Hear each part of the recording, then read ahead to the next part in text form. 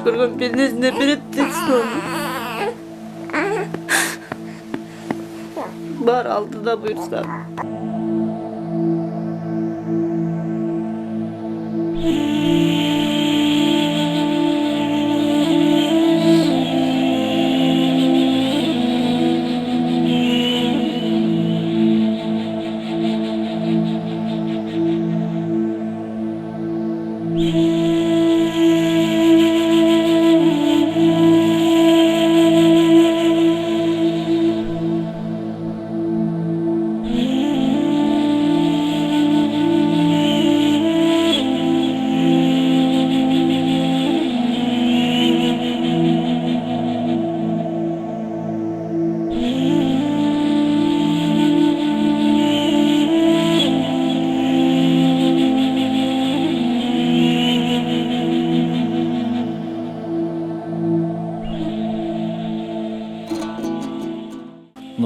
Жығылайын деп тұрады мынакей.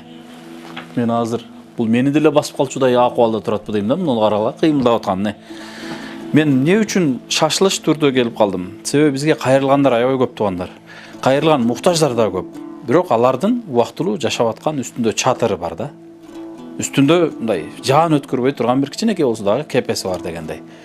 Ошон үчүн мен олорду кезектегилерден дагы мурда бүгүн ушул акыбалга келген себеби туугандар. Мол акыбалды мен кече видеодон көрүп алып эле, бир өзүм ушул жаткан жеримден көрүп алып, ушундай бир андай денемде башкача сезимдер болду да. Ушундай Кудайдан сурандым, Аллах таала ушул үй бүлөнүн үйлүү болушуна Аллах таала бизди себепкер кыла көрдү.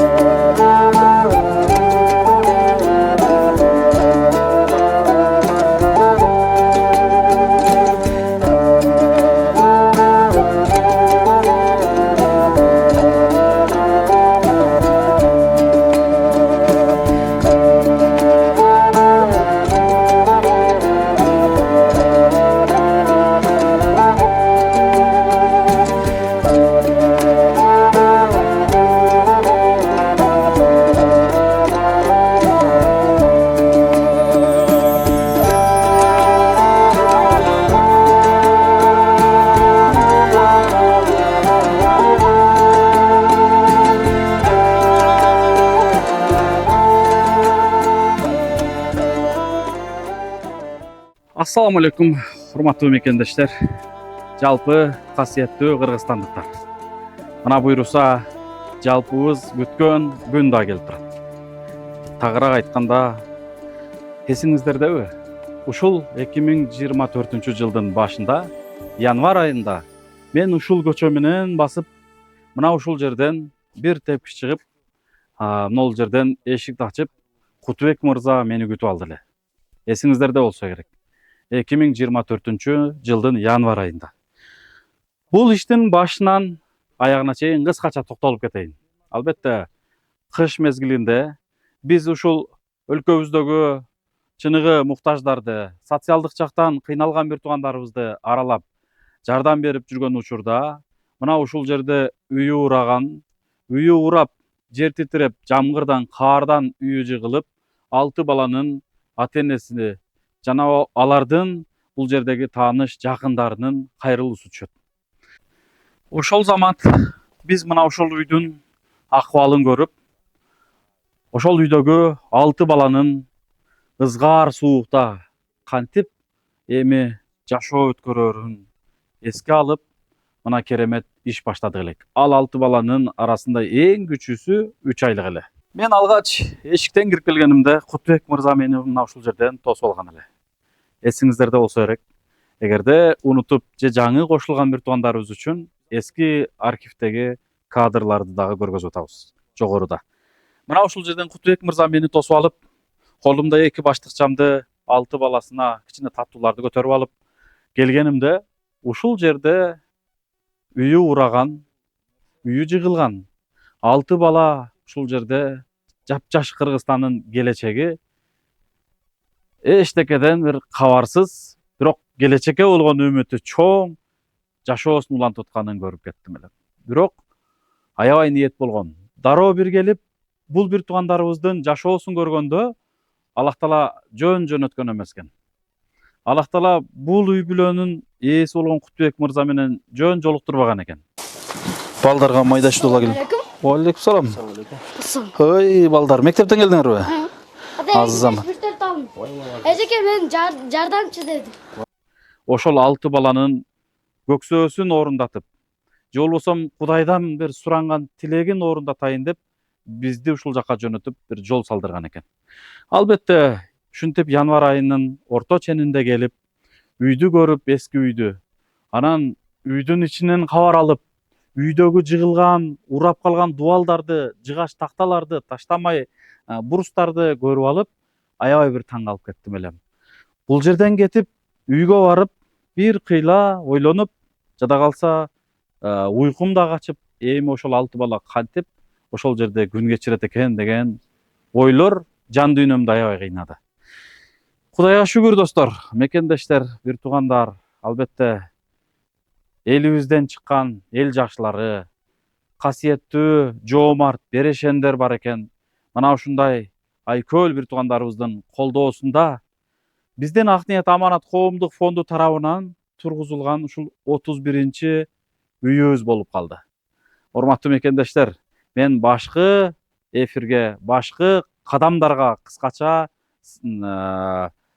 ошол күндөрдү жалпыңыздарда эске салып, анан ошол күндөр менен бүгүнкү күндү кичине бир айырмасын көргөзүп кетүүнү туура көрдүм. Албетте, урматтуу мекендештер, урматтуу кыргызстандыктар, не деген иш болду? Мына ошентип Кутубек мырзанын колун бекем кысып, кажалат болбоңуз. Сиз бактылуу ата экенсиз. Апасы ушундай бир шолоктоп, ыйлап, бирок Кудай бар. Кудай бизге дагы берерин унутпайт. Жолдошум дагы бут ооруйт. Балдарымын 3-4-өсү мектепте окуйт. Эң күчүм колумда мына 2 айлык, 3 айлык. Бирок Кудайдан үмүтүбүз чоң деген сөзүн айтып кала берди. Ошентип Кутубек мырзанын колун бекем кысып, кажалат болбоңуз таксыр. Биз буйруса жакшы ниет кылалы, ушул жерге бир сонун үй баштап, балдарыңыз үчүн тургузуп берели деп ниет коюп, кол алышып, колун бекем кысып кеттик элек. Кудайга шүгүр, урматтуу мекендештер, ар бир амалдар ниетке жараша экен. Ниетти коюп кеттик, жаз келгенде баштайбыз дедик. Баштай турган, үй сала турган каражат деле жок.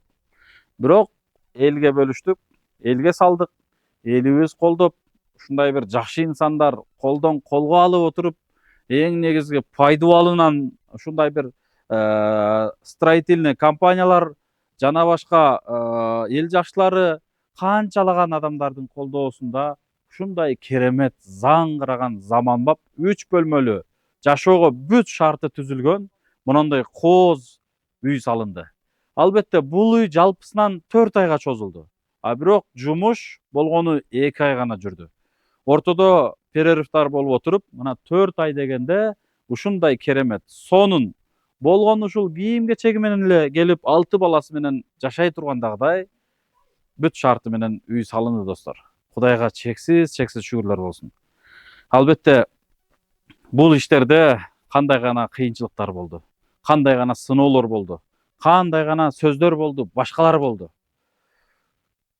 Өтө кыйналдык деле дей албайм, дебейм.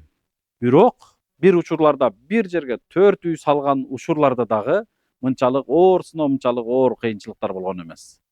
Мына ушул чакан болсо дагы, бирок аябай чоң пешене тер менен, мээнет менен, көптөгөн инсандардын колдоосу менен ушундай заманбап үй салынды да, достор.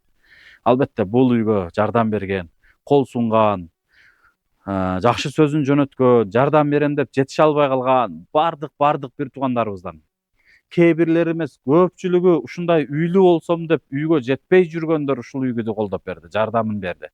Баарыңыздардан Аллахым эки дүйнө ыраазы болсун. Мына үй бүткөндөн кечээ күнү кээ бирлери байланышып, аттиң медер, ушул үйдүн бир кирпичине дагы себепкер боло албай калдык деген инсандар дагы болуп атат. Албетте бардыгы ниетке жараша. Бул акыркы ишибиз эмес, же биринчи ишибиз эмес. Албетте бул алгачкы иштерибиздин бири. Кудай кааласа мындан кийин дагы да көптөгөн үйлөрдү сала бермекчибиз. Эми достор, мен башкы күндөрдү сизге кыскача эсиңиздерде салып кеттим. Эми жумуш кандай жүргөн толук процесстер видео аркылуу отчету, кимден жардам келип атты, кандай болду, бардыгын биздин Ак-ниет Аманат YouTube каналында сактала берди. Ошол жактан толук көрүп алсаңыздар болот. Мондай болгон керемет үй салам деген бир туугандарга, же болбосо жардам берешен элибизге кыскача отчет болсун. Бул үй толугу менен, урматтуу достор, толугу менен тургузулуп, чатыры жабылып, анан шыбагы, стяжкасы бүткөнгө чейин толугу менен 900 000 сом каражат кетти. Андан бер жагына, ички отделкасына, сырткы кооздугуна, үйдүн ички толтуруу мебелдерине, эшик айнек бардыгына биригип достор 350 000 каражат кетти. Мына ушуну менен жалпысынан ушул үй толугу менен 1 250 000 каражатка жетти достор. Ал эми анын 450-500 000 сому материально жардам. Акысыз келип кээ бир инсандар кызмат кылган, кээ бир инсандар акысыз айнегин берген, бир туугандарыбыздын акысыз берген бетон, кээ бирлер кирпич, кээ бирлери шифр, мына ушундай акысыз келген материалдарынын баасы 450 000 сом болуптур. Ал эми калган накталай кеткен финансовый каражатыбыз 800 000 сомго жетиптир. Ошондо жалпысынан 1 250 000 сомго мына ушул жаркыраган заманбап үй толугу менен бүттү. Урматтуу достор, урматтуу мекендештер, биз азыр 2024 жылдын июль айынын баштарында турабыз. Мына ушул июль айынын 15-тенде ушул үйдүн ачылыш аземи болот, Кудай кааласа. Ушул үйдүн ачылыш аземин өткөрүп, ачкычты үй ээсине, Кутбек мырзанын үй бүлөсүнө тапшырып, жана жалпы жардам берген, кол сунган кыргызстандыктарга, берешен бир туугандарыбызга, айрыкча бөтөн элде жүргөн биздин мекендештерибизге, Кыргызстанда белгилүү болгон дин алымдарын чакырып, конок катары ушул жерге чакырып, ар бириңиздер үчүн бата дубасын алып бермекчибиз. Эмне дерлим, урматтуу мекендештер, урматтуу кыргызстандыктар, акыркы эфирлерибиздин бири. Бул ишибиздин жыйынтыктоочу эфирибиз десек дагы жаңылышпайбыз. Жакшылыктарда жарыша берели. Акыретибизге даярдыкты көрөлү. Мен ушул иш бүткөнчө жана башка иштер арасында кээ бириңиздерге катуу сүйлөп, кээ бириңиздердин көңүлүңүздөрдү ортуп, кээ бириңиздерге көңүлүңүздөргө жакпаган мамиле кылып алган болсом, көңүлүңүздөрдү оорутуп алган болсом, Аллахтын ыраазылыгы үчүн кечирим сурайм. Бирок ар бириңиздерди акыретиңиздерге даярдык көрүп калышыңыздарга биз себепкер болуп калалы деген ниет, максат, аракет гана болду. Кудай кааласа бул иш токтобойт. Бул иш дагы улана бермекчи. Бул үйлөрүбүз алгачкы үйлөрдүн бири.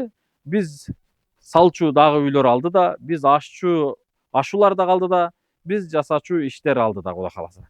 Алдыда чоң бийик максаттар бар. Ошол максаттарга сиздер менен биргеликте ийгиликтерди багындырабыз жана ошол күндөргө чогуу жетебиз. Кылганыбыз, жасаганыбыз, басып мээнет кылган эмгектерибиз, ушул салган үйүбүз, кыскасы ар бир аракеттерибиз, сүйлөгөн сөздөрүбүз дагы бир Алланын гана ыраазычылыгы үчүн. Жана кээ бир инсандарга ушундай бир себепкер болуп калыш максат. Болду. Башка пиар кылуу, башка бирөөгө көрүнүү, же упай топтоо жана башка маселе жок бул жерде. Аллах Таала ыраазы болсун баарыбыздан. Кол сунгандардан, жана кызмат кылгандардан, жана ушу биздин Ак ниет аманат коомдук фондунда кызмат кылган жалпы жааматыбыздан дагы Аллах Таалам эки дүйнө ыраазы болсун. Жакшылыктарда көп жарышалы. Кыргызстан мамлекет мага эмне кылып берип атат эмес. Мамлекет үчүн мен эмне жасай алдым деген ураан менен максатты бийикке коюп, алдыга карай аракетибизди жасай берели, Кудай кааласа. Баарыңыздарга чоң рахмат анда эмесе. Биздин демилгебизди четте калтырбастан колдоп берген баарыңыздарга ыраазычылык билдирем. Азыркы заманда мындай болгон бир үй эмес, бир жөнөкөй тандыр салыштагы кыйын заманда ушундай жаркыраган заманбап үй бүтүп турат. Ыраазычылык билдирем. Чоң рахмат. Кутбек мырзанын үй бүлөсүнө ушул конуш кут болсун, Ак сарай кут болсун, ушул үйлөрдө жакшылыктар, тойлор болсун, Кудай кааласа. Ушул үй Кутбек мырзанын урпактарына, балдарынын балдарына, небере чеберлерине чейин кызмат кылган үйлөрдөн болсун. Ушул жерде тойлор, жакшылыктар боло берсин. Кыргыз эли кичинекей эле элбиз, кыргызстандыктар. Биригип, бири-бирибизди колдон алып, буттан алып, кечеки кээ бирибиздердин кемчиликтерибизди унутуп, кечеки биздин мүшкүл бир кандайдыр бир жаман жактарыбызды унутуп, алдыга карай бири-бирибиздин жаман жагыбызды жашырып, жакшы жагыбызды ашырып, алдыга карай ынтылып, ушундай бир жакшы бир өрөөл жойдо, жакшы бир күндөрдө жашай берели. Рахмат анда эмесе достор, мекендештер, үйүбүз толугу менен бүттү, 31-чи үйүбүз. Шүгүрлөр болсун. Ак ниет аманат коомдук фондун ушул жерге себепкер кылды. Кудай кааласа, үйдөн сырткары канчалаган бир туугандарыбыздын дагы да ден соолуктарына себепкер болобуз. Биздин кызматыбыз улана бермекчи. Биздин Ак ниет аманат коомдук фонду менен дайым бир болуңуздар.